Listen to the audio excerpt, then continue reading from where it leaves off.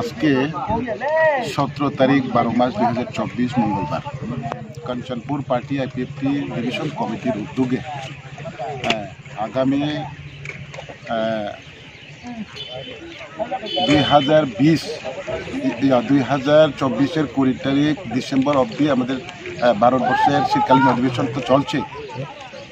তো এখনো পর্যন্ত আমাদের ত্রিপুরার যে টিটিসি বা টেরিটোরিয়াল কাউন্সিল, যেটা ত্রিপুরা বিধানসভায় বিল পাস করে পার্লামেন্টারি স্ট্যান্ডিং কমিটিতে আছে, বা 125 অ্যামেন্ডমেন্ট বিল, সেটা এখনও পাস হয়নি। সেটা দিকে দৃষ্টি রেখে এবং আগামী ভিলেজ কমিটি নির্বাচনকে সামনে রেখে আমাদের কাঞ্চনপুর পার্টি আইপিএফটির শক্তির পরীক্ষা আজকের মূল উদ্দেশ্য।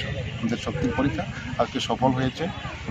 বিভিন্ন প্রান্ত থেকে আজকে আরও 2-3 দিন পরে তো ক্রিসমাস, এবং বিভিন্ন খ্রিস্টানও মেজরিটি আছে আমাদের এই সমস্ত এলাকায়। তবু আমরা সবাই আজকে একত্রিত হয়ে আমাদের এই আজকের জনসভা সফল করতে পেরেছি। বিভিন্ন প্রান্ত থেকে প্রায় 100 লোক এসেছে, প্রায় 2-2.5 হাজারের মতন আমাদের আজকের লোক সমাগম হয়েছে।